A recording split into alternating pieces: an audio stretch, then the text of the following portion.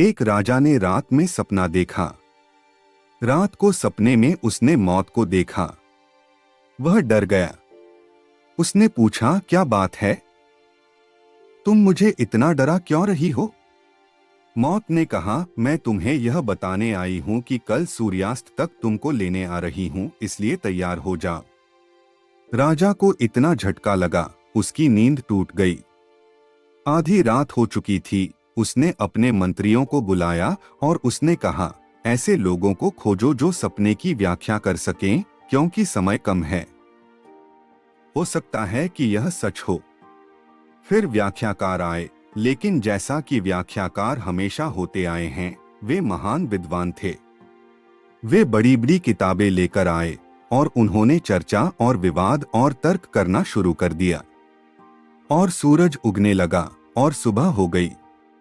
और एक बूढ़ा आदमी जो राजा का बहुत भरोसेमंद नौकर था, वह राजा के पास आया और उसने राजा के कान में फुसफुसाया, मूर्ख मत बनो।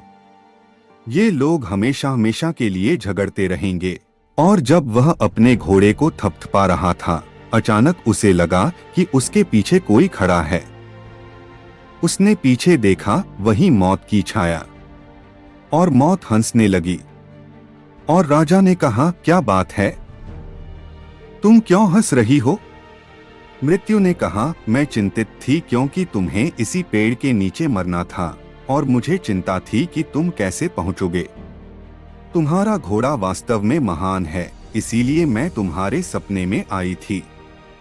मैं चाहती थी कि तुम महल से भाग जाओ क्योंकि मैं बहुत चिंतित थी कि यह कैसे होगा, तुम कैसे पहुंच पाओगे। जगह बहुत दूर लग रही थी और केवल एक दिन बचा था। लेकिन तुम्हारे घोड़े ने अच्छा किया, तुम समय पर आ गए।